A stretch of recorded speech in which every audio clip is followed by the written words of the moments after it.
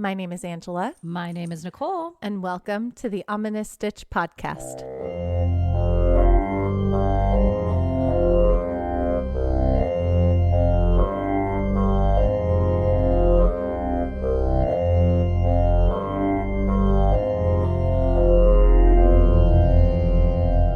Hello, Stitchers. Hi, everybody. Welcome back to another amazing episode of the Ominous Stitch podcast. Welcome, welcome. Yay. We are so delighted to have you guys here. Happy it's still May. Yay, May. Best ever. Happy almost birthday, Nicole. Is it almost? I think it's coming out around your birthday, May 21st. Oh, you're telling everybody my birthday. Hey. Yeah. And Nicole, shout outs, May 21st, right? You've said your birthday, 21st, 20. That's true. It is right? the 21st. The 21st. Okay. I'm like, right? Do I have it right? Now everybody knows. No, but they knew already. You've already said your birthday on the podcast before. So yeah, it's almost my birthday. It's almost your birthday. And it was Mother's Day. It was Mother's Day the weekend before. Happy birthday, all your mothers. Happy Mother's Day to all your mothers. Happy birthday to all your mothers too. So this is obviously, we are recording this before Mother's Day, so I'm not asking Nicole how her Mother's Day went, but that would be a fun game. How was your Mother's Day, Nicole? It was awesome.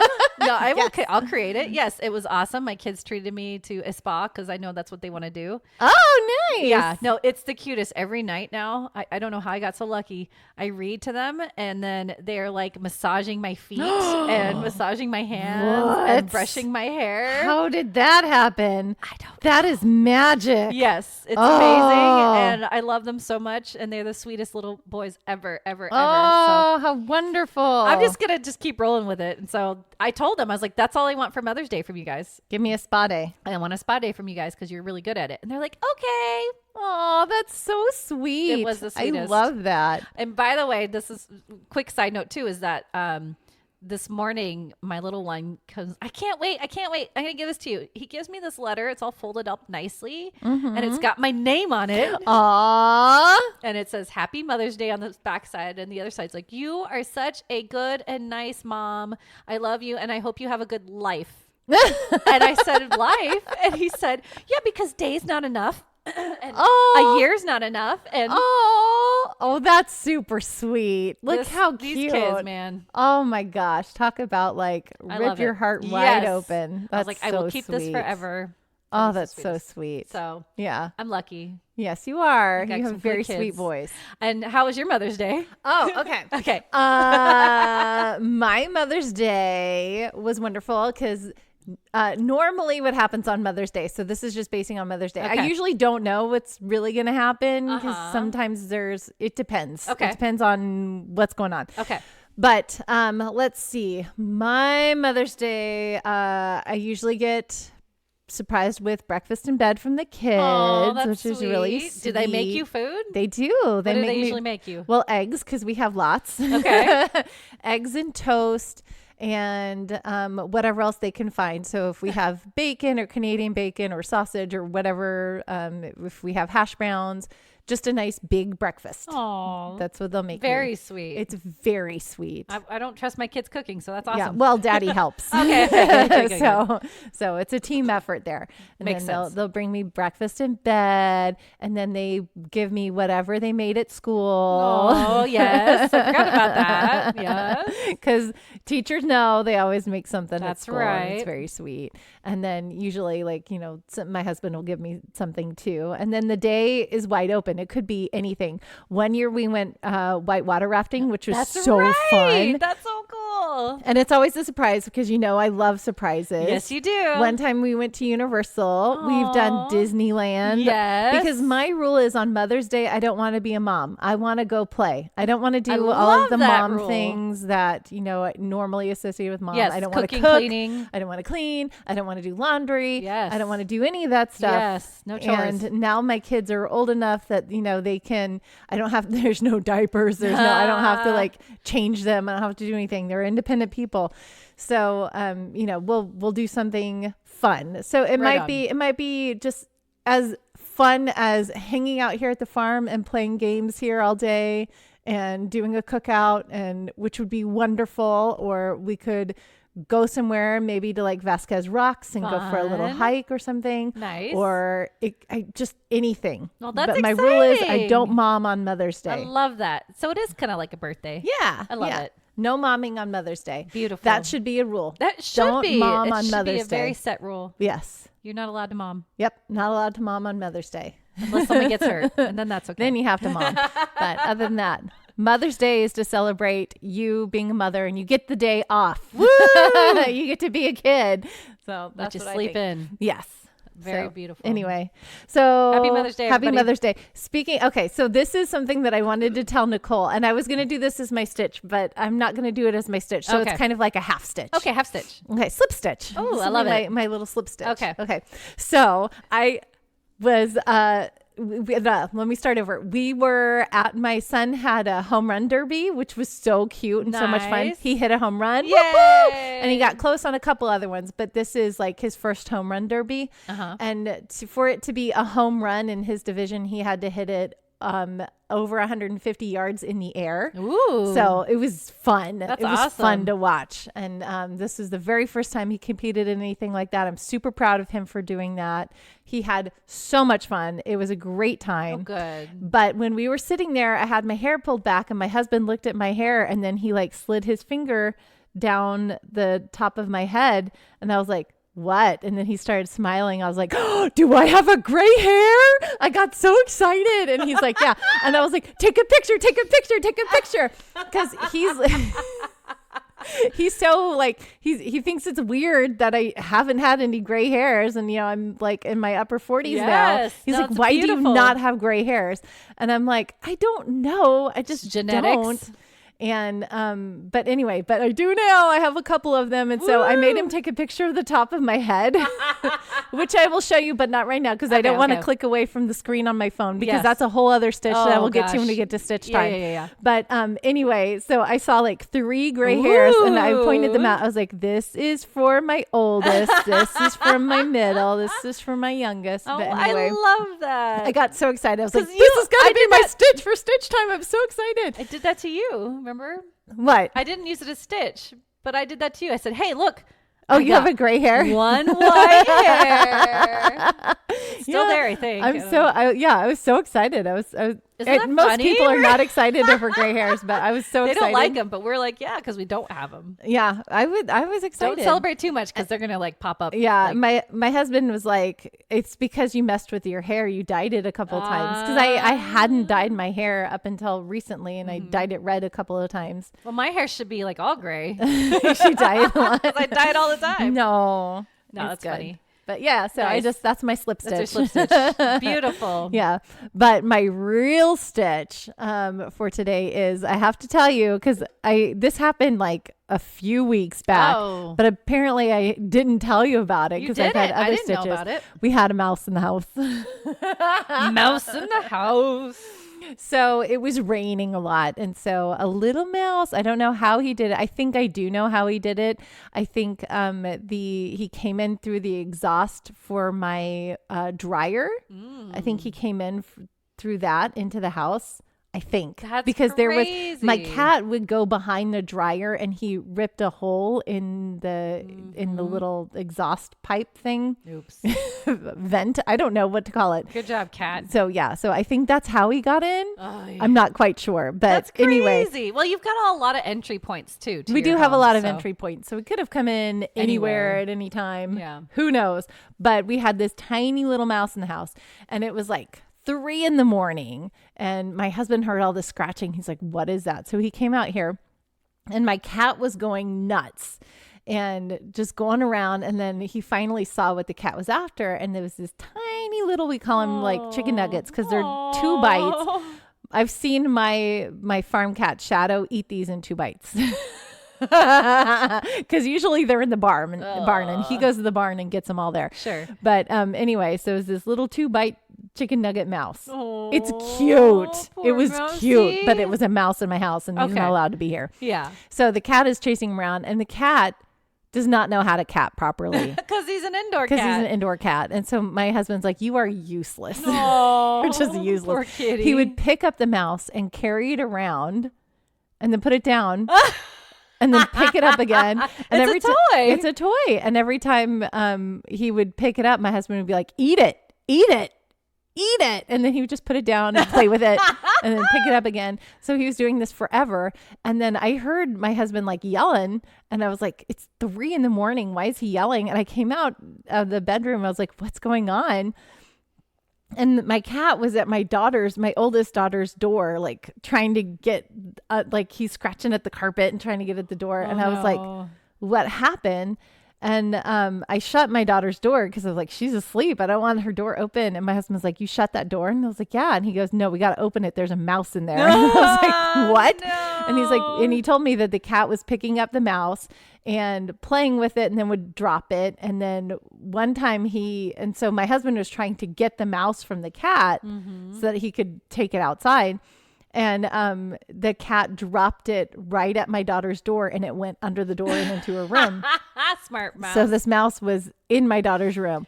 So my daughter's a teenager, and as a lot of teenagers' rooms look, you can imagine, it's not necessarily the most spotless place in the house. Yes. She has a ton of stuffed animals. There are, like clothes and dirty laundry on the floor. There's stuff, and books and papers and, stuff. Yes.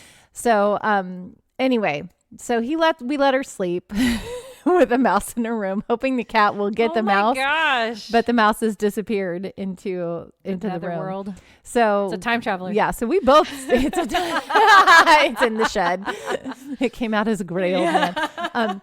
But anyway, so, we stayed awake, from 3 until the kids all woke up. And then when they woke up, immediately we were like, okay, we're cleaning rooms. Let's go to our rooms. We're going to clean out the rooms. Everybody's room has got to be spotless. We're going to clean. Good job. And luckily it was on the weekend. And so we had, time to do that. It wasn't like morning rush to go to school. Right. And so we're cleaning out everyone's rooms.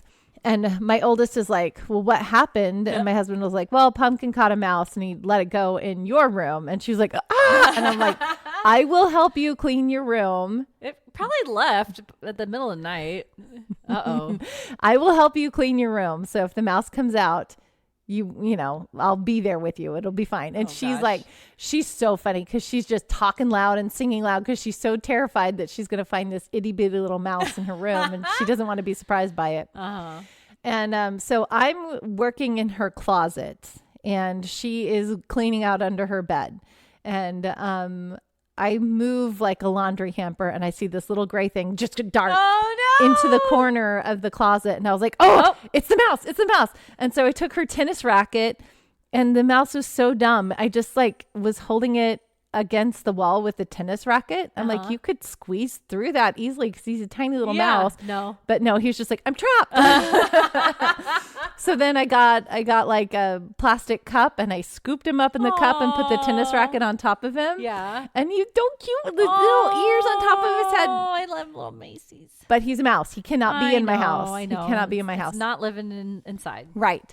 So then I took him outside and then for some reason my kids and my husband thought it would be hilarious to try tickle me while I'm carrying this mouse. I'm like, why? Do you want me to let it go in the house? Cool. Yeah. My cat just showed up. He's like, you talking about the mouse? Yeah, good job, Pumpkin. He didn't eat it. Why didn't you eat it? Yeah. So anyway, we caught the mouse. He went outside. No more mice in the house, but it was so funny and it was quite a morning. Good job, Pumpkin. Yeah. Pumpkin, you got to eat the mice. Eat the mice. Be a cat. It's like, I don't eat mice. Learn how to cat. I eat regular food. And I was like, my husband's like, we should let Shadow in the house. I'm like, no, he's going to pee on everything. Oh, We yeah. can't let Shadow in the house. Gosh, that'd be weird. But I'm like, yeah, he's a good mouser, but we can't let him in the house. But opposites. yeah, so that's my mouse in the house. I love story. it. Oh, I love mice. It's funny you say that because I just showed my kids a TikTok video last night. This guy rescues a little mouse because it was just in the middle of his yard with no mom or nothing, and it was tiny, tiny, tiny. Aww. So he ends up feeding this mouse and raising it, and it becomes his best friend, little buddy. Yes, and he's a barber, so he takes the mouse to work. And he puts it in his pocket or something. And he just crawls around, and all his clients love it too, and they hold the mouse, and it's his best friend. That's it's so the cute. sweetest. So that's why when I think of mouse, and my kids were like, can we get a mouse? No, cannot have a mouse in the house. This is not the same kind of mouse, you know.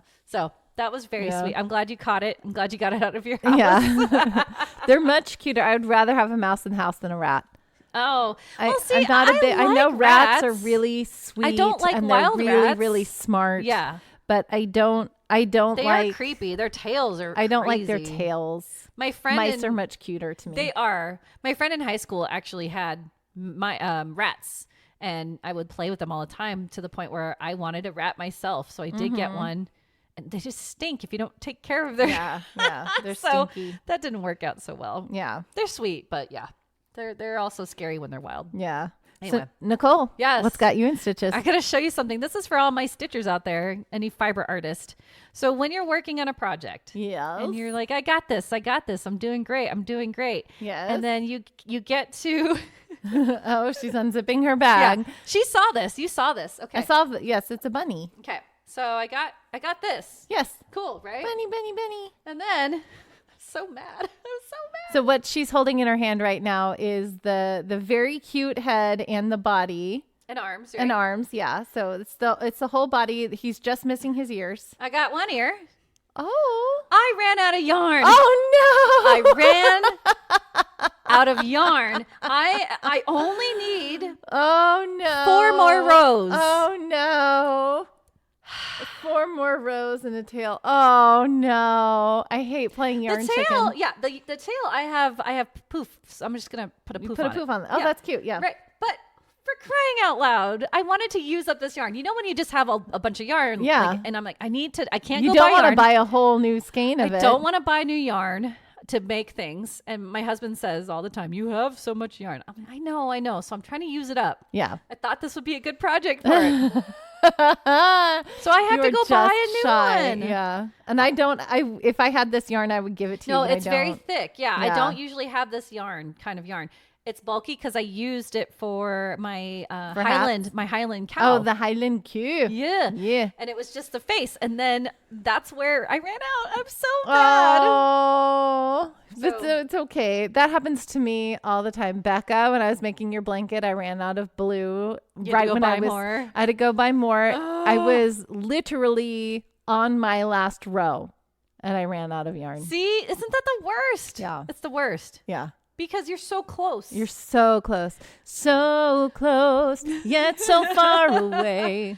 So as I was trying to sew him together, I thought, oh, maybe I'll have some extra. No, I didn't have any extra yarn. Like I had like this much, like very small, like 6 inches. Yeah, that would last like half a round. I was so mad. So this is why I haven't started any other projects because I have to finish my bunny. I need to finish. And this is for sale. I'm trying to make things for sale. Oh, yeah. And I can't use other yarn because it's for sale. It's for sale. It's got to be that yarn. It's got to be that yarn. Go. So It's got to be me. It's got to be me. My kids call this the alien, and my husband calls this the Simpsons alien because if you remember, Mr. Burns was an alien. It kind of looks just like this. No, I was going to say it looks like what is the Nesca lines? The astronaut and the the astronaut. Yeah. So you're done. With a pink nose. Yeah. No, I'm not done. No, you're not done. It will be the most adorable bunny once you get more yarn. Once I get more yarn. And I'm so sorry. You guys know everyone's played yarn chicken. Everyone has gone through this. And you're like, and if it was for a kid, like one of my kids, or if it was for me or you or somebody that I knew, I would totally just I have brown yarn. I have orange yarn. Yeah. I would just add make a calico ear. It'd be fun. Be cute, right? Mm-hmm. But no, it's for sale. You know what? We should do that anyway. Why? Just because it makes it that little extra special. It's unique. It makes it special. I like that. I like the idea of adding just one little thing that makes it just that little bit different. And it shows that nothing is perfect. There's character. Nothing is perfect. So here's what I was. Or you can just make one short ear. Well, so that's what I was thinking of doing. I was thinking you can of doing like this. fold that ear over. Right. I was thinking of making it floppy. And then this one up. A floppy and a perky ear. But that's cute. It's still short. It doesn't look like a bunny. Yeah. It looks like a cat. Yeah, it is kind of a cat ear. It's not long enough for a bunny. Bunny rabbit. Anyway, that was my stitch. I just wanted to share that because I know all of you who stitch and crochet and cross stitch or any kind of fiber art. I'm sure you've gone through this where you just want to finish it and you run out right before. Yeah, because that's when it happens. Yes, it's always right before. So, because like when you're in the middle of the project, you're motivated to go get more yarn. Yeah, if you but at the end of the project, you're like, but I wouldn't even start a project knowing that I only have this much yarn. So I would know, no, I'm not going to do this big of a project, right? Yeah. So anyway, that's it's okay. I'm going to go buy yarn this weekend. I'm going to go to Joann, get my yarn on. I probably buy more than I should. Yep. Because that's how that works. Because that's how it works. Getcha. Yep. They were having a big sale last time I was there. They were? Mm-hmm. Oh, I need to go look at the sales. Yep. Okay. It's not like I don't like shopping. I know. But I feel your pain. So, that's something that all of us understand all of us have gone through. all too well. Oh, seriously. That's funny. So anyway, but I'm ready for our episode. I'm ready for our episode. I'm ready for your stitch time. We are still, oh my gosh, you guys, that's a whole thing. We'll get to stitch time. We are still road tripping through the U.S., through all of the cryptids. I can't wait to find out what insane creatures we come across. This is going to be so much fun. Oh my gosh. I say that every time because I'm having such a great time. Yes, I love cryptids. There were some last, well, I mean, you guys know the Wendigo. I was like, but yeah, I love cryptids. They're so fun. And I imagining Bigfoot with a top hat. I'm going to have to make a little top hat for my little Bigfoot that are sitting up on the thing there because that's just too cute. It is cute. It'd be funny. It'd be so cute. Look, I'll put a cape on one and a top hat on the other. I was going to say even just like a little bow tie. Yeah. Aw, little gentlemen. Yes. They're so cute. Little gentlemen. Little gentlemen. All right. But we should get into this week's episode because I'm sure we have a lot of ground to cover. And I'm so excited. So should we get stitching? Yes. Let's get stitching.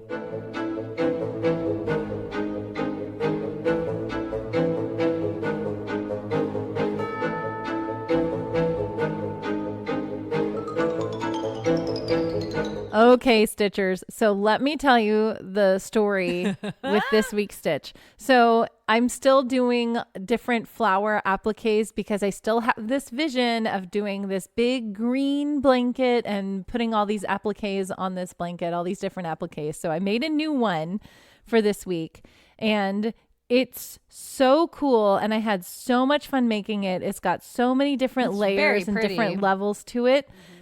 And I found this pattern on Instagram and then I clicked away from the pattern to like a reel that somebody sent to me and lost the pattern completely because as I learned, Instagram does not save your place. It's not like TikTok. No, you can't go back and visit your history. And I was like, oh no, where is it? So Nicole and I spent like, the whole morning trying to figure out where it was. And I finally found it. So I am relieved and excited and happy to tell you guys that this pattern is called the Sweet Flower. And it is from Tanoshimajo. Hey, Tanoshimajo. Did I say it right? Yeah. On Instagram, TANOSHIIMAJO. And she has a step-by-step chart and written instructions for you to follow to create this really sweet little flower. It's so cute and it's actually really easy to do. I want to say it was like 10 or 11 rounds to get this all done. And her description, so she does do charts, but she also has written instructions. And then sometimes there's like a little video to follow as well. So Tanoshimajo. I'm going to say it wrong every single time. But it's called Tanoshimajo. It's called the Sweet Flower. I think that's what it's called. But she's got like 4 parts to show you how to do it. And it's just very sweet and very cute. And she has a ton of other flowers to do. Sweet Flower in Wonderland. That's the official I title. like that. Sweet Flower in Wonderland. So Okay. I'm just going to kind of scroll through this and show Nicole all the different parts to this pretty. pattern. Wow. Yeah, it's really pretty. So It she looks does it with a complicated. tiny little hook and like floss. She does. So it's it's very funny pretty. when people do that. They and it's kind of almost of a very Japanese thing. With Yeah. amigurumi and this, they use the smallest yarn. Yeah. I don't know how they do that. It's like floss. yeah, Micro DMC crochet. floss almost. Yeah. Yeah, micro crochet. Micro crochet. There's a granny cute. square.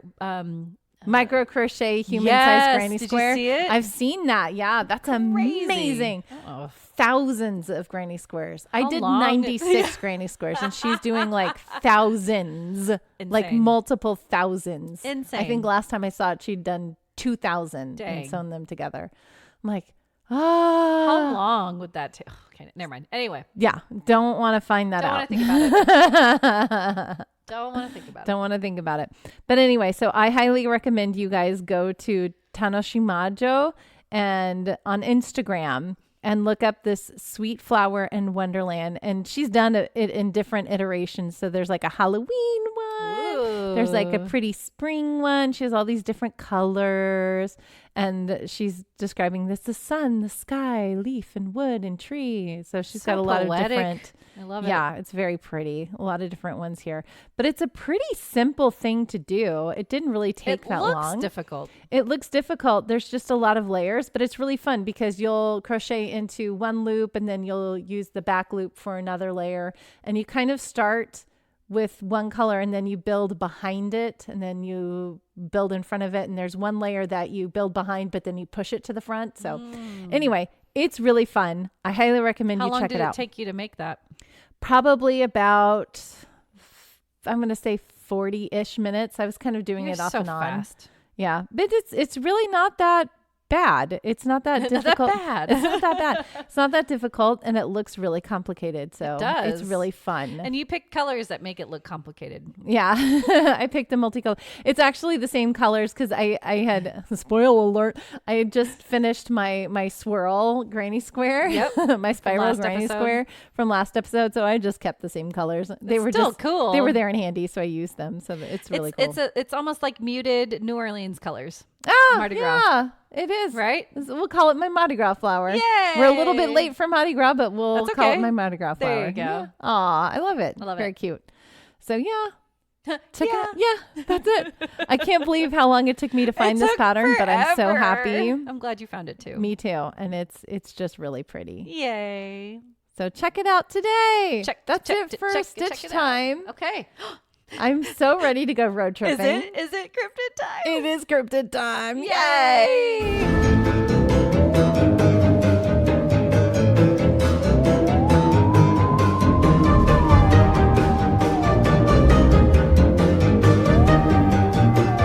Hey, Angela. Hey, what? Did you know that reports of Bigfoot have been spotted in Kansas? Bigfoot in Kansas? I'm not going to do Bigfoot in Oh, Kansas. okay. I just want to let you know, I was shocked to hear that Kansas, of all places, Bigfoot has been everywhere in the everywhere. US. I didn't think Everywhere. there was forest enough in Kansas. Well, so along riverbeds and stuff, if there's like, there are woods in Kansas. Yeah. So along like any riverbed or anywhere if there's forest and there's game to be had for the Bigfoots, they will be there. Interesting. Yeah. Well, I didn't know that. I thought that was really cool. But Yeah. I'm not going to do that cryptid today. In Okay. Kansas. Okay.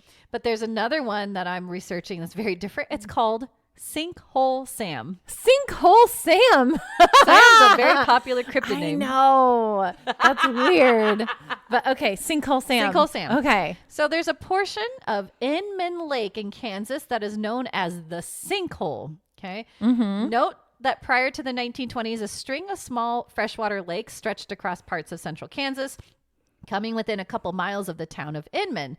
Eventually, the lakes were drained, leaving Lake Inman and a few low pockets of water now known as sinkholes. Inman Lake is now the largest natural lake in the state.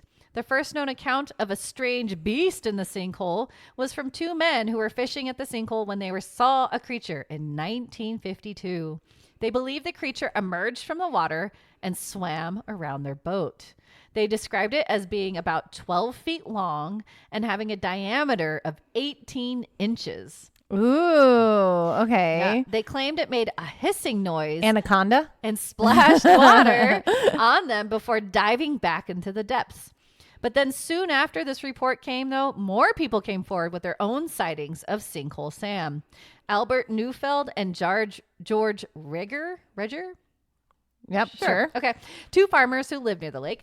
They claimed they saw the creature several times in 1953. They claimed it was about 15 feet long and as thick as a car tire.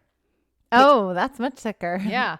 They also claimed it had a mouth full of sharp teeth and a pointed tail.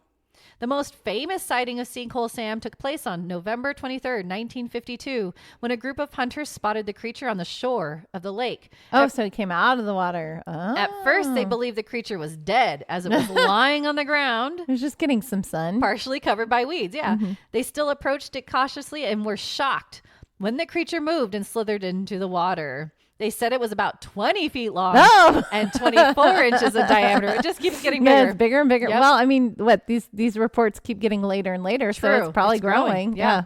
They did not see any eyes, ears, or nose, but only a large mouth. A mouthful of teeth. It's like a sandworm from Venus in Beetlejuice. Yes. Or Dune, that big thing. Yeah, the worm thing in Dune.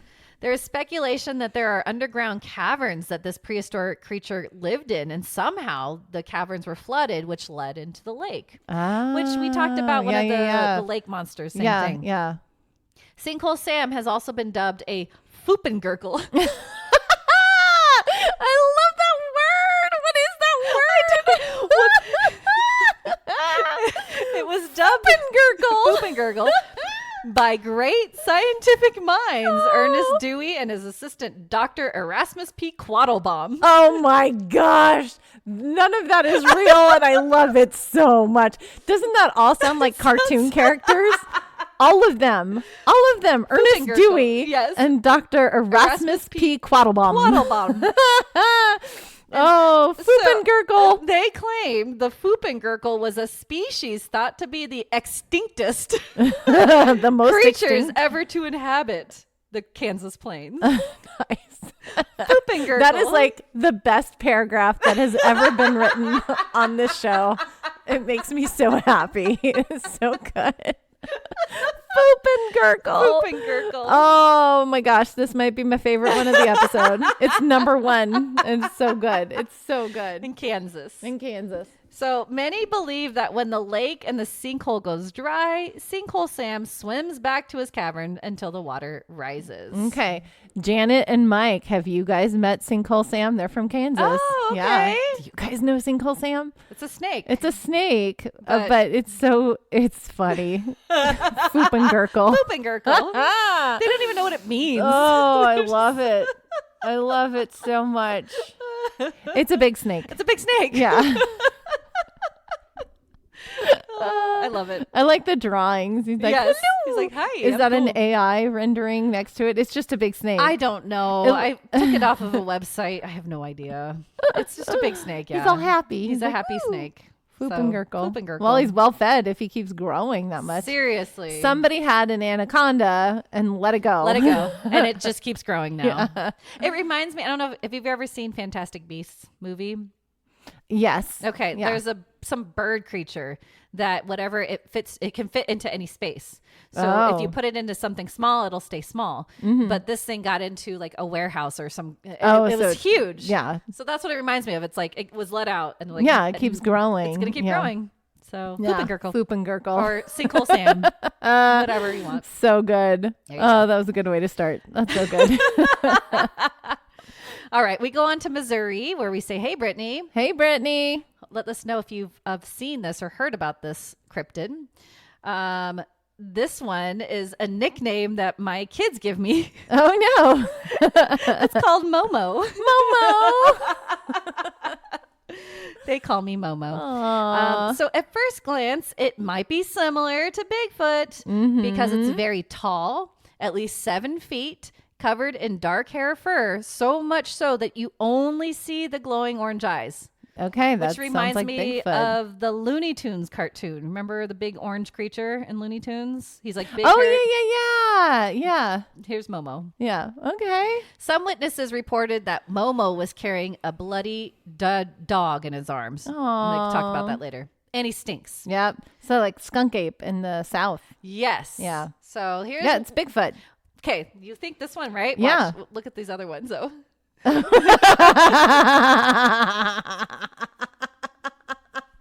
Oh, these other pictures are awesome, you guys. They're so good. That's why it reminds me of the Looney Tunes character. The big orange fluff ball with glowing eyes. Yeah, because that does not look like Bigfoot. No, does not look like Bigfoot. Which I think That's the rendering funny. of these is actually more closer to what they saw. Okay. All right. The first ever report of seeing Momo, short for Missouri Monster, was in July of 1971 near Louisiana, Missouri, by Joan Mills and Mary Ryan. Not much is detailed about this sighting, but from that first one, we know they saw a creature that was about 7 feet tall, hairy, black, and man-like. I believe this is the sighting linked to cryptozoology. Gosh, I can't even say this all. This is cryptozoologycryptids.com. There we go. Nice. Which state that a pack of picnickers reported seeing Momo come out of the surrounding woods. They locked themselves in their cars while the creature supposedly ate their food. It's Yogi Bear. That's exactly what I was thinking. That's so funny. It's all cartoons coming back to us. I'm smarter than the average bear. But the first publicized sighting of Momo was on July 11th, 1972. 8-year-old Terry Harrison was outside playing with his brother in the backyard in Louisiana, Missouri. This is a very rural area. His older sister, Doris, was 15 years old at the time, inside the kitchen where there was a clear view in the window of the backyard. But suddenly, Terry saw something near a tree. It was big, hairy, and it frightened him so badly that he screamed really loudly. Doris heard him scream, so she checked outside through that window. She also spotted something massive, dark-haired, and looked like a human-like creature. Ooh. She also noticed the creature was holding what appeared to be a deceased dog. Oh, no. Yeah, she thought the creature had a pumpkin-shaped head. That's why, yeah. Okay. Got it. And large, glowing orange eyes. When their parents returned home, the police were called right away, and a party of local law enforcement, highway patrol, conservation agents, and even politicians started searching for this creature, but they came up empty. Yet the community found out that then other sightings were reported. People were calling about a 12-foot tall pumpkin-shaped head creature with red eyes and a scream growl that lasted several seconds. One teenager reported having a run-in with Momo in his car where the creature lifted the car with superhuman strength. Momo! While the teenager was still sitting inside the car. car. Oh, no, that is terrifying. I would not like that one. No, I'd be like, put me down. No, Momo, no. Yeah. Down, Momo. Others would report along the Mississippi River and other waterways of seeing the creature. Local fire department chief and member of the city council, Richard Allen Murray, was driving along a creek bed when he spotted a massive upright creature in his vehicle's headlights. The creature quickly ran away and disappeared. He later stated, "I was amazed to see something. I thought it was a bunch of nonsense, but then I saw something." So it's like a Bigfoot sticking to the waterways in the woods. Yes. Yeah. So it could be a Bigfoot. We just don't. Maybe it's a little different hybrid. Yeah. I don't know. Yeah. He's a Bigfoot with like a lot of hair, crazy hair, making his hair look like a pumpkin. Yes, it's like curly. He's got an afro. There you go. News spread nationwide, and many flocked to Louisiana in search of this creepy Momo creature. Apparently, some tracks were found and submitted to Lawrence Curtis, director of the Oklahoma City Zoo, who deemed them to be that of an unknown primate species. But another website claimed he deemed the tracks as a hoax. So we don't know. Momo became almost a state treasure at this point because Six Flags added a ride called Momo the Monster. Yes, Six Flags. Which ran from 1973 to 1994. The bald guy running around. That's funny. But the Harrison kids and family were quite the opposite. They were so scared of this creature that they initially refused to return to their home. Oh, wow. So they were very convinced. That's like creepy. He's going to come back. They saw the dog. Yeah, that's creepy. Terrifying. Rosie, stay away from Momo. Yeah, you don't need it. By the summer of She's 19 like, Rosie, me? Yeah. That's me. By the summer of 1972, sightings of Momo began to die down, and local officials believe that the creature must have been a troubled bear or even local teenagers causing some ruckus. Others thought Momo belonged to a relic population of Gigantopithecus. Yeah, Gigantopithecus, Yeah. which is what people think For Bigfoot is. Yeah, an extinct giant ape that lived in Asia until about 100,000 years ago. Yep. So, yeah, kind of looks like him. Yeah. That looks like a Planet of the Apes ape. That looks like Harry the Henderson's It ape. does look like Harry and the Hendersons. Yeah. But here's a fun story penned for MissouriLife.com. And they mentioned this. Okay. After my dad died from COVID in October of 2020, I penned a memorial that listed 10 of my favorite memories of time I spent with Jody E. Jackson Sr., my dad, pastor, and fishing hunting buddy. Among them was this entry. August 1972, Merrimack State Park near Sullivan.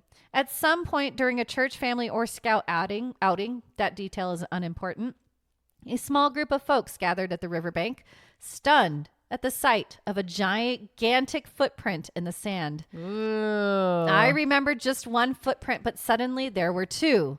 Might have even been bits of fur or hair nearby. This was almost exactly 100 miles due south of Louisiana, Missouri, where the Missouri monster, Momo, had been spotted a month earlier. Not surprisingly, someone at the outing at the bank of the Merrimack River commented about the telltale Momo stench. And sure enough, a rank odor filled the air at that very spot. One of my buddies said he discovered a dead carp just a few feet away, which was also super cool to 9-year-old me, but that didn't matter. Of course, the footprints were no doubt left by Momo. I asked Dad if it was true. Must be, he said with a matter-of-fact shrug, and that was good enough for me. That's sweet. It's very sweet, but Yeah. yeah. Momo footprints. Momo! I love it. All right. That one picture is so good. Big hairy. I love Momo. Momo's awesome. Yay. Okay, we go down to Oklahoma. Oh, Oklahoma. Sorry. But do you not know what that's from? Dirty Rotten Scoundrels? Oh, I've seen that movie, but I don't remember a lot of it. I remember my family used to love that movie. That's funny. Steve Martin is awesome. Yes, he's really cool. Okay, did you know Oklahoma? You can't say it now. Oklahoma, where the wind comes sweeping. That's what you were expecting me Thank to you. do, right? I did, because Yeah. you do that every time. I switched it up. Good job. Okay, I still sing the song. Oklahoma Yes. also has sightings of Bigfoot. Yes, it does. Isn't that crazy? But again, we've already done so many, so I'm not going to go about Boo. Bigfoot. I know. No, there is a state Uh-huh. that has. That's just all Bigfoot. It's all Bigfoot. Yeah. So we'll get there. But I'm going to bring you something a little different. Like instead of a land creature, we go back to a water creature. Ooh. Even though we have no physical evidence or proof of this cryptid, but it's still fun to talk about. Nice. Yes. In the man-made lakes of Lake Thunderbird and Lake Tenkiller, there is a supposed octopus-like beast that is the size of a horse, has reddish-brown skin, and super long tentacles that is used to drag swimmers down to their doom. Because there is a large amount of unexplainable drownings in both lakes. Oh, weird. And they're like, why? Yeah. And they think it's this guy. Nice. Oh, he's scary. It's just a giant octopus, Yeah, really. it's a giant octopus. And this is like probably an actual octopus, but there you Yeah. go. So this giant octopus's creature's tale started over 200 years ago when Native American legends were spread about a strange aquatic creature that had a desire for human flesh that lived in a few of Oklahoma's lakes. The possible cryptid was featured on Animal Planet's Lost Tapes, and people were convinced that the creature was there after this, of course. Oh, yeah. They're good at that. Yeah. Good job, Yeah, Animal they are. Planet. But what is it, though? Some think the creature is a cryptid or unknown species yet to be discovered. In 2003, a fisherman in Arkansas caught a small red octopus in Lake Conway, which is connected to the Arkansas River that flows into Oklahoma. This led to speculations that a much larger octopus could be lurking in the nearby waters. But officials believe that this small rogue octopus was most likely a discarded pet that survived in the freshwater environment for a while. Yeah, octopuses are crazy. They're insane. They adapt so well. They adapt and they're very smart and they can squeeze through anything. And there's a theory out there that octopi are aliens. Oh, that's an interesting theory. They came from theory. outer space and they live in our oceans now because there's nothing else like them. Yeah. Because they camouflage. They're smart. They do fit in there's a lot of things that are like, what is they this? They can change their shape and they can change. Yes. And they look like anything they want to. Yeah. It's creepy. Yeah. They're like chameleons. And, yes. Yeah. But there's that. But like better than a chameleon because they can change their physical shape. They can change their texture. They can change their coloration. Yeah. They can change the way they move too. If they want to walk, I've seen octopuses. Octopi. Yeah. That's the plural of it. Octopuses. I've seen octopi walk. Right. Because they imitate and they mimic. It's crazy. Yeah. They're very smart. Have you seen My Octopus Teacher or whatever it's called? There's I haven't Finding seen Dory. It. Yeah. That's a red octopus too. No, but there's like my teacher, My Octopus Teacher or something like that. It's a documentary and I don't remember what streaming platform it's on because there's a gajillion streaming platforms now. And I never watched it, but because it just seems scary, but it's like what you can learn from octopi and they're insane. Because they're aliens. Yeah. Well, just kidding. They are cool though. Cryptozoologists have pointed out that there are species of jellyfish that have been able to adapt from saltwater to freshwater conditions. Yep. And the same adaptation may have been possible for a giant cephalopod trapped in an inland lake where coastal waters were seeded. Mm-hmm. So there you go. Then there's the explanation that most are misidentifying other aquatic animals for an octopus. There are large catfish in the lakes of Oklahoma that can grow up to several feet long and weigh hundreds of pounds. And supposedly they could be responsible for some of the drownings or attacks that have been attributed to this octopus.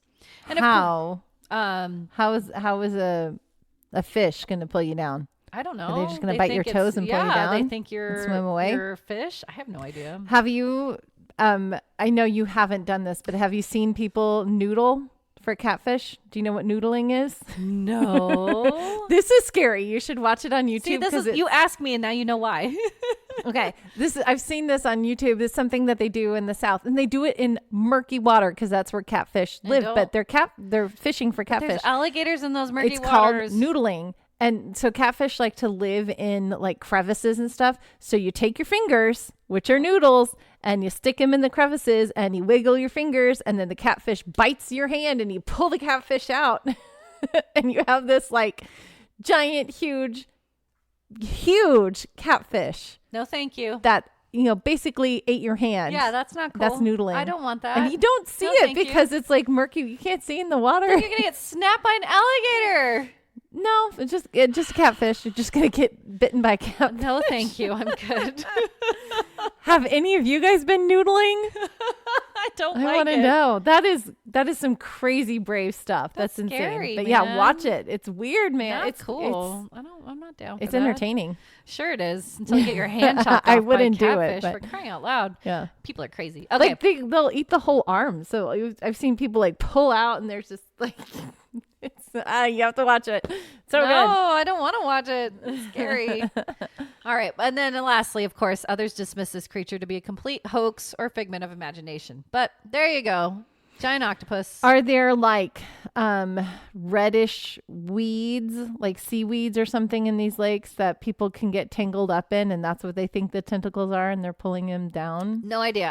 I didn't hear or read anything about that kind of a speculation. Because I want to know, why other than they caught that one octopus that was small, right? Why would they think it's an octopus? Why do they think? Because an octopus theoretically would grab somebody and pull them down. Yeah. So something is coming up from underneath and grabbing these people and pulling them down. Right. So could be reeds. I don't know.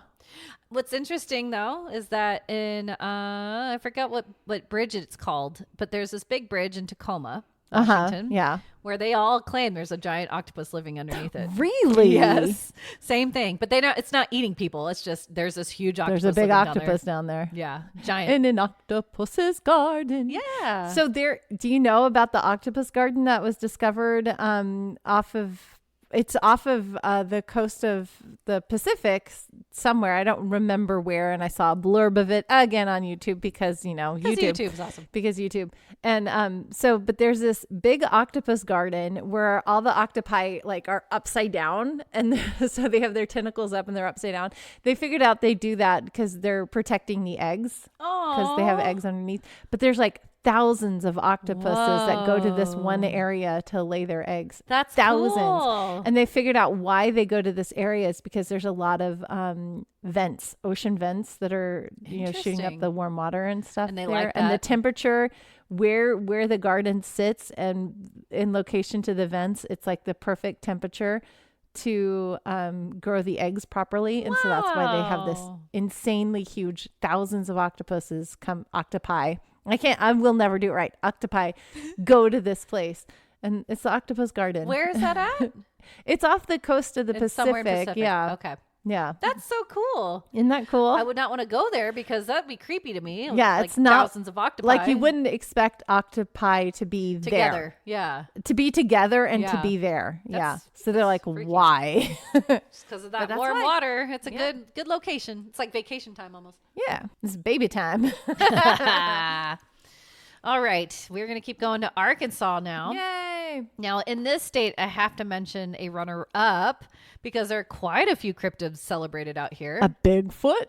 Well, I'm sure there is. We're just not going to talk about it. Yeah, Bigfoot's everywhere, like you said. That was pretty mind-boggling to see that. But the runner-up is the White River Monster. Ooh. This creature's origins can be traced to Native American folklore, and in the early 1900s, some people believed Whitey, as they lovingly call him, had something to do with capsizing the boats during the Civil War. Oh, interesting. In December of 1912, timber workers reported seeing something strange floating at the bottom of the White River, and they thought that it was similar to a humongous turtle that weighed at least 300 pounds.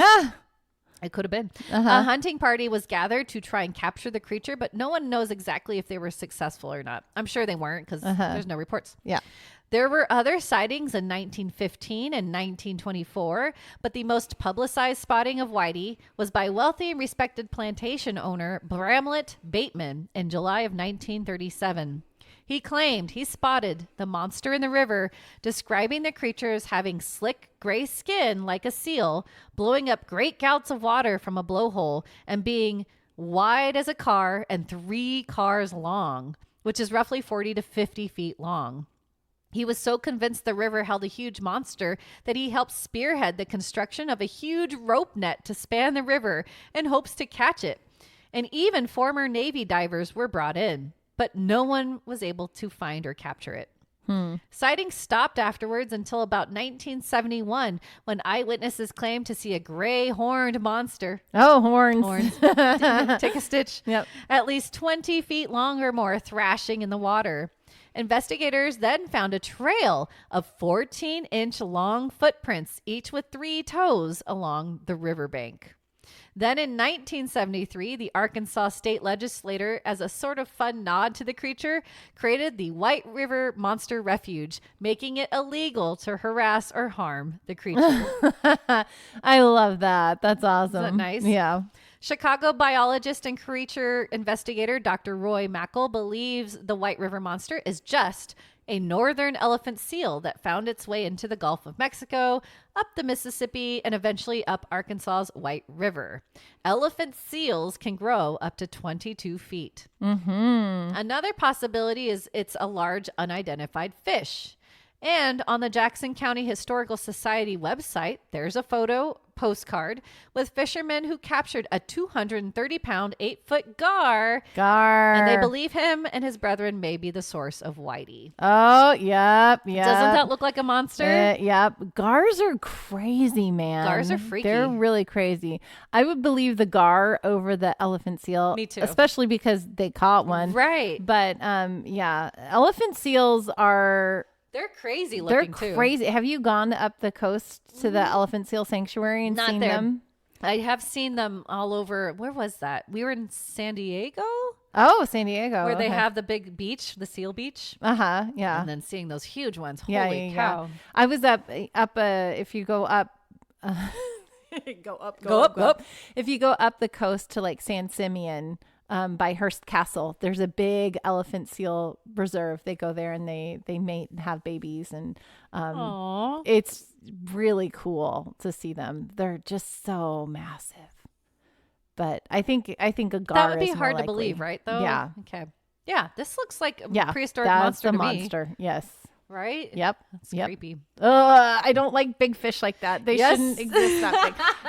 Big fish freak me out. I don't like them. I'm like, I gotta take you when we go on our trip to the UK eventually, right? Uh-huh. To do the haunted stuff.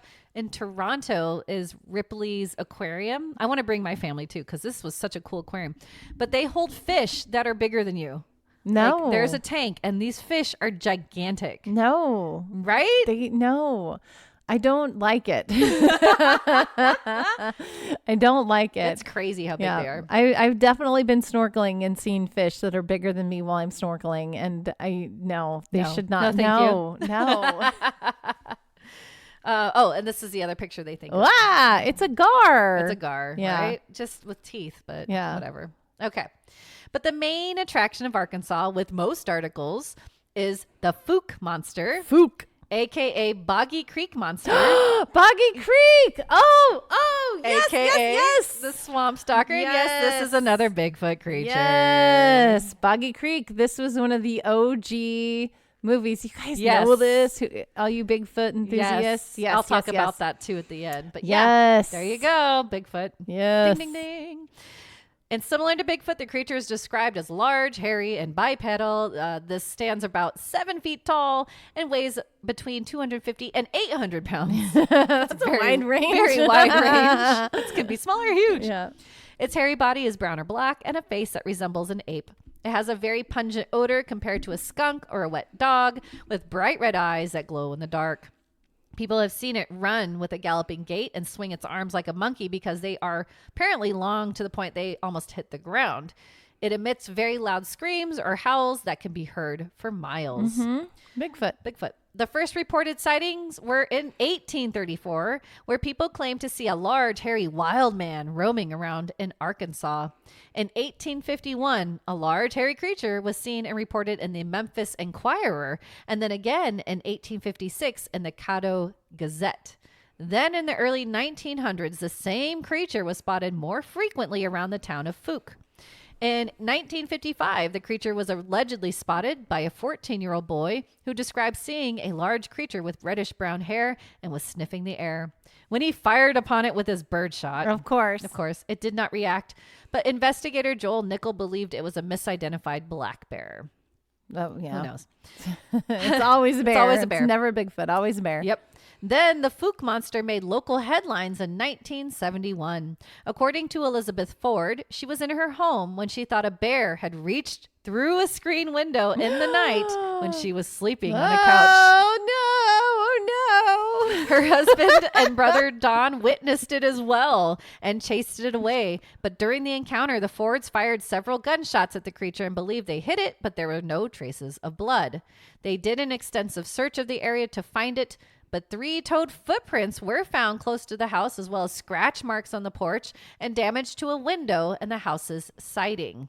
The Fords said they heard something moving around and outside late at night several nights prior, but because they had only lived in the house for less than a week, they've never encountered the creature before. Journalist Jim Power wrote an article about the incident for the Texarkana Gazette and the Texarkana Daily News, and its name, the Fouke Monster, was born. Then on May 23rd, 1971, D.C. Woods Jr., Wilma Woods, and Mrs. R.H. Sedgas reported seeing an ape-like creature crossing U.S. Highway 71. Then more sighting reports were made over the following months by local residents and tourists who found additional footprints. The best-known footprints were found in a soybean field belonging to local filling station owner Scott Keith. And similar to the Ford prints, they appeared to indicate the creature only had 3 toes. This is weird, right? Yeah, that's different than. I don't think the Bigfoot three has toes like a normal foot. 5-toe. Yeah. Yeah, these two different footprints. I don't think they're real.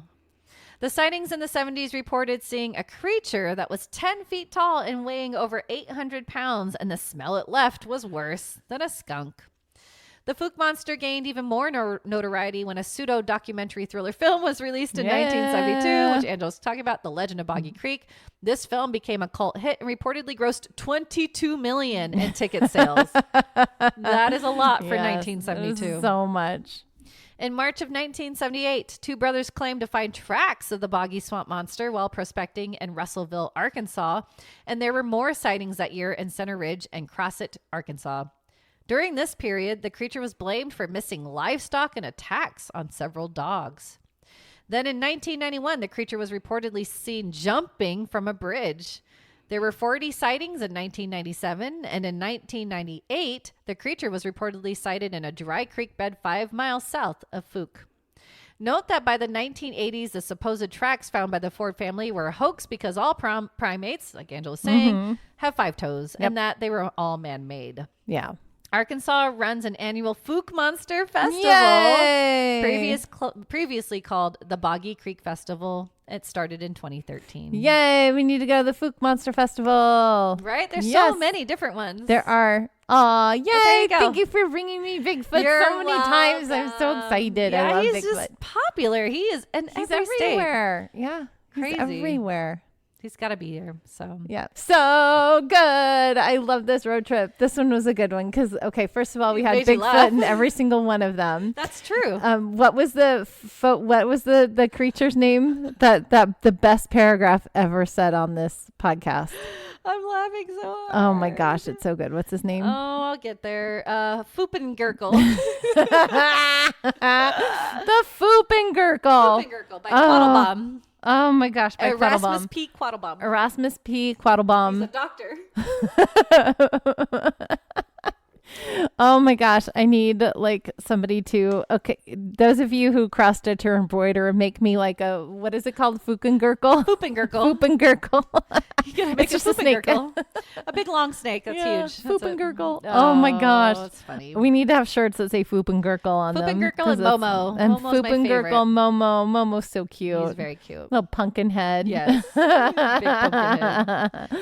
And then one, we have Big Octopus. I was expecting the octopus. I was like Cthulhu, but No, Yeah, just an Cthulhu- octopus. Yeah, it's just a regular Not giant a octopus. half Boo. octopus thing. Yeah. Are octopi aliens? What do you guys think? Yeah. See, I really the way they were presenting this when I was watching it, I was pretty convinced. I was like, yes, these are aliens. Where did these evolve from? I know they're squid, but that's it. Yeah, we'll have to do a theory on that. Oh, I love it. They have bulbous heads. They can do anything they want. They have, what is it? 8 hearts. Yeah, I know, they're weird. See? They don't belong here. They're aliens, They're guys. weird. They're weird. Anyway. I love it. Oh my gosh. Well, if you guys are having fun road tripping with us, we want to know. You can email us at theominousstitch@gmail.com. You can also comment on any of our Instagrams. Have we covered a monster in your state? Is there a monster you want us to cover? I'm going to say cryptid instead of monster out of respect for our wonderful little animals that we're coming across. They're not little animals. They're all Bigfoot. They're all pretty huge. Yeah. And stinky. But we love our cryptids. So if you want to make sure we cover the cryptid from your state, tell us. Yeah. Email us at the Ominous Stitch or comment on any of our social medias. You can also go over to podbean.com and leave a comment there. You can comment on Podbean. You can also check out show notes from this episode or any previous episodes. You can also click on a little red button that says become a patron today and join our wonderful patron army. That's right. They allow us to continue to do this for you. So if that patron army grows, we'll be able to do more things for you guys. We will get our shop open. We Yay! We want to will shop. have merch. We will do stuff. Sell you stuff. Yeah, it'll be fun. We can all identify together as wonderful Foopengurkles. Foopengurkles! I love it. Oh, so much fun. I love road tripping with you. This is so much fun. Awesome, isn't it? I love it. I love it. I love it. Cryptids rule. All right. So we do have one more thing to get to. So should we get to it? Yes. It's movie time.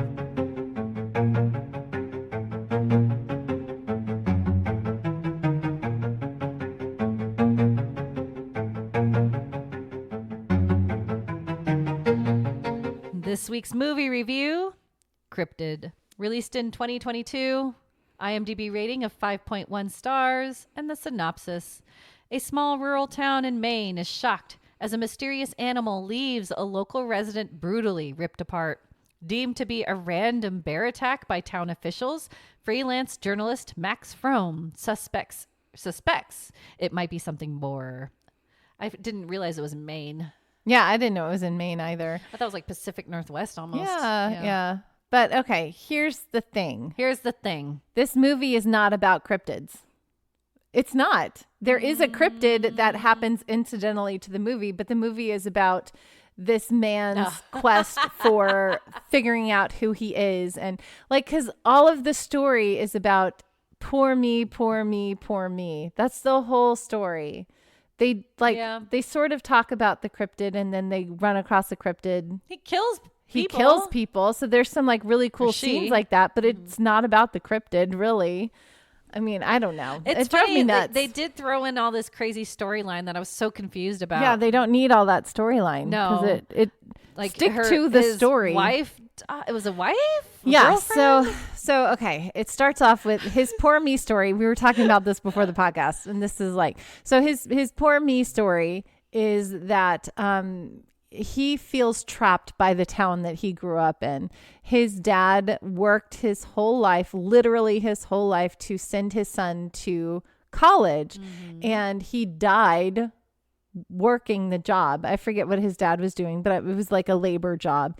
And his son, instead of being grateful that his father worked so hard to provide him a good life and send him off to school and provide him some education, is angry at that fact and resentful at that fact. And he blames his dad for killing himself for doing something so stupid to try to provide a better life for his son. Right. I'm like, it's because you're not a parent. You don't get it. Like, that's the whole point. It's like you work so hard to make sure your kids can go and be and do everything that they want to, everything that you want the world at their fingertips, right? Because you want to provide for them. They're your children. You want them to grow up to be the best and have the best. Yeah. So. You provide what you can to send them off into the world so that they're well equipped to enjoy everything.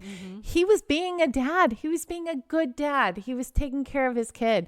And he's like, my dad was so dumb. And I'm like, come on, dude. Your dad would like have some respect. So much for resentment. Oh, it was so ridiculous. And so he blames his dad, and that's why he can't hold down. He doesn't want to hold down a job or have any ties.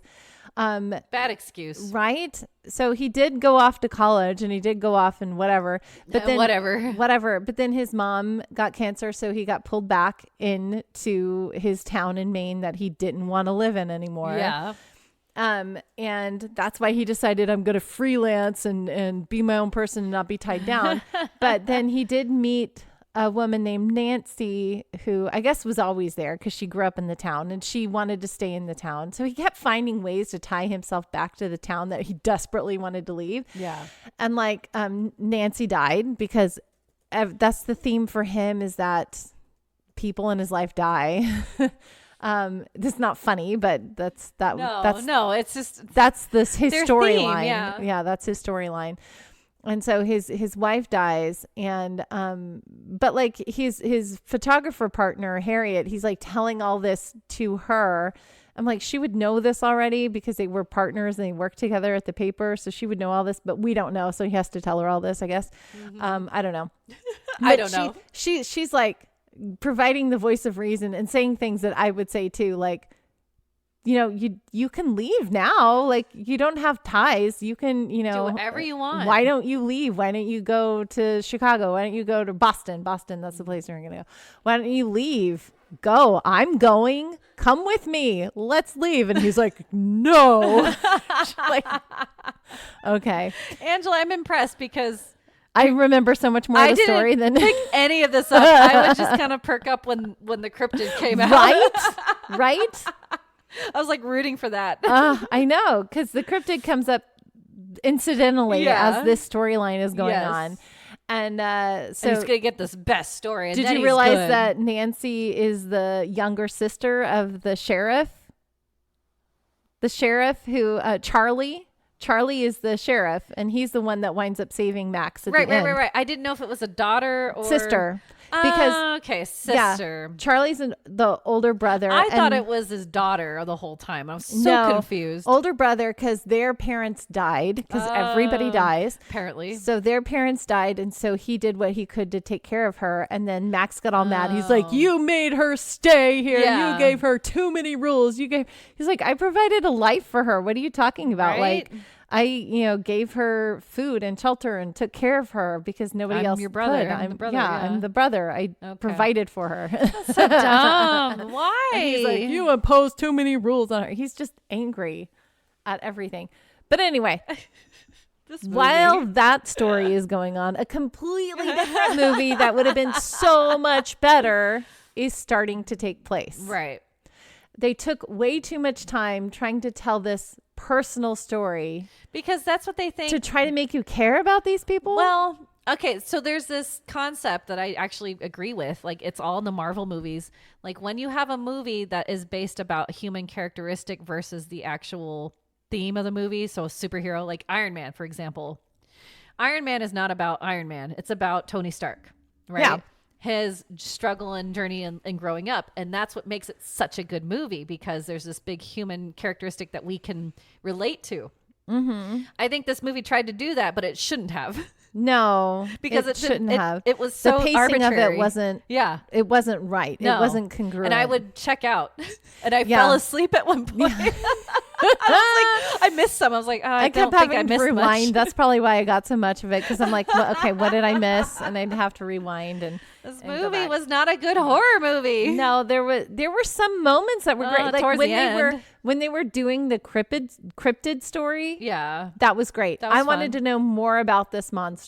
Yeah, they put a lot of effort to giving a life, and you're like, oh wow, this kind of makes sense, and it's kind of cool, and of how it reemerges, and that his girl partner Harriet, she did all this research. I was like, wow, that's so they cool. should have focused more on that. Yeah, because this movie was really, if they would have kept it clean and been like, okay, yes, a little bit, just a little bit of the background. They don't have to do these big dramatic things, but a little bit of background. Like he's living in his old parents' house, and he's like, unsettled and doesn't really know where he wants to be and what he wants to do in the life. So he's not that together. That's enough backstory you need for him. That's all I need. Harriet is the one that's like together and has things and drive and pushing it together. That's how that relationship works. Cool. That's all we need. He has like intuition. Yeah. That's about it. Knowing that Charlie is his dead wife's older brother is fine, because that gives them a relationship and a connection. Right. That works.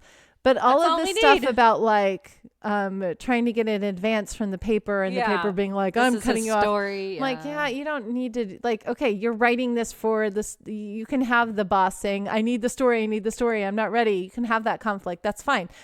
But it's too much. It was too much of that. So they needed to simplify that and concentrate more on figuring out what this cryptid is, where it is. They could have done more of the cryptid killing things. And this character was so unbelievable. The main guy, he's like all huge. Did you he was jacked? You see his arms? They're like huge. I'm like, no, this is not some freelance journalist that like has none of his shit together. Yeah. It's like, that's a bad casting decision. I'm sorry. Anyway, I didn't notice that. Oh, because I focused it at the beginning. This guy was like half naked, and they like show him for like 20 seconds getting dressed. I'm like, why? This is so slow already. I don't like this movie. But yeah, I was like, casting decisions were weird. Anyway. Yeah. So the pacing was off. Yeah. And then at the the storyline end was off, because you definitely had two very different movies happening. Yes. And, they should have really pushed the crypt, because the movie is called Cryptid. It's called Cryptid. They should have pushed a lot more of the cryptid storyline and cut more of life the chasing this man that you don't care about. I don't care about. Yeah. And then like talk about pacing, and then at the end they're like chasing him, and everyone starts dying. I'm like, wait, what? Then that part goes fast. Yeah. It just goes so quick. And then they stop. They're like, oh, the egg's hatched. Oh no, the body's gone. Oh no, I guess we'll wait till it's rainy again. And then we'll go get it done. And at the end, oh my God, the line that he gives, even forgot it though. He was like, so what happens if he comes back? Oh, he says, then I'll be at home. Yeah, I'll be home. Why? What? Yeah, he decided that now I live here and I'm home now. Oh, that's why. Yeah. I was like, this doesn't make any sense. Because you missed the whole storyline about him not having a home. Guess what? I checked out. Him not having a home. But like he and Charlie like came together They as bonded. brothers. They squashed their differences. He's like, I he consider now you has me something. family. I'm or like, something. yeah. He finally is like, oh, I do have family here. Yeah. I am tied to these people here. Because he is. And that was a point that Harriet kept making too. She's like, you keep coming back here because you're tied here, did whether great you like paying it or attention not. to this. I did not. I know. I don't know why. but yeah, she's like, you're tied here. You're tied to these people. Otherwise you would come with me to Boston, but you're tied to these people. You don't want to You're leave. tied to this town. You know all these people. They know you. You grew up here. This is your. Yeah. And he's like all mad about it. And he got mad that he got fired from the paper. And it's like, you don't want to work at the paper. This movie gave me a headache. Whatever.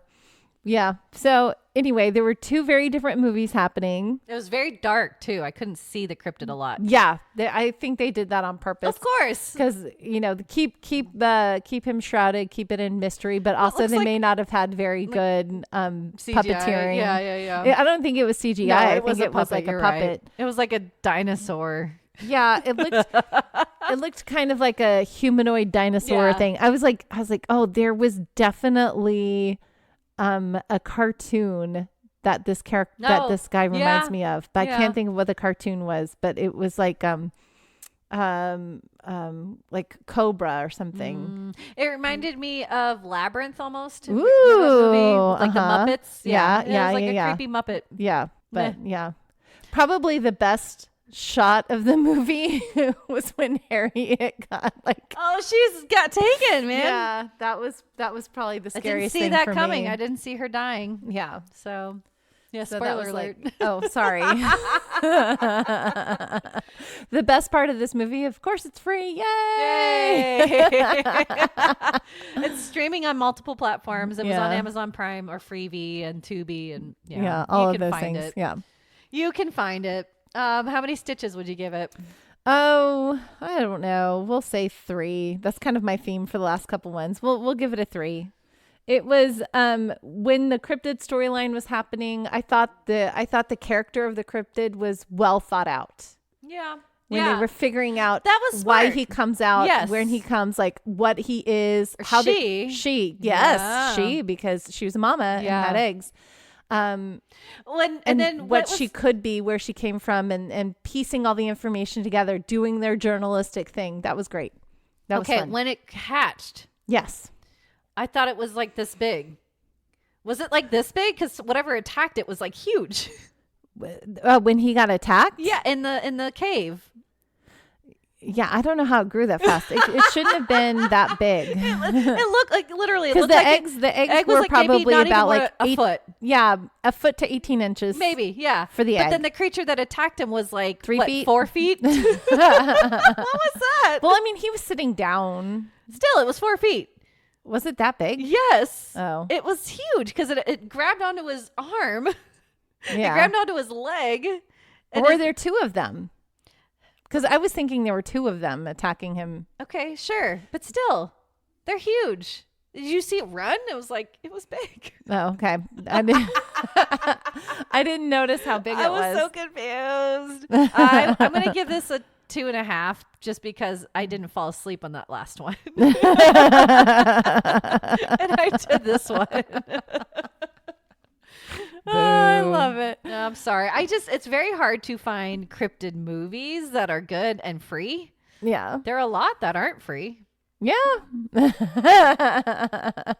So there you go. Oh, no. Doing This what we is fun, can. though. I love watching terrible movies with you. It's really fun. It's really fun. And- I and know. we I get know to- Becca likes to know what movie we're watching because she's like, "Oh, I want to watch it too." That's I'm true. like, "It's gonna be terrible," and It's she's gonna like, be "No, bad. but it's so much fun. Because then you can get your opinion We in can there. all be miserable together in these movies." True No, that. you can get your opinion in there. It's fun. Yeah. Yay! Yay. Hopefully the next couple movies aren't going to be as bad, but we'll see. Who knows? We'll see. It's always a mixed bag. We It's never true. know. You never know. Well, thank you guys for hanging in there for the road trip. This is part 3 of our road trip. We've still got so much more to go. So much. And I'm so excited for how many more Bigfoot sightings we're going to see. Take a stitch every time I say Bigfoot. Yay, I love it. So good, so good. And what's the word of the day? Foopenpergerl. Foopengerl. Quaddle bomb. All right, quaddle bomb. All right, until next time, we'll see you, Stitchers. See you, Stitchers.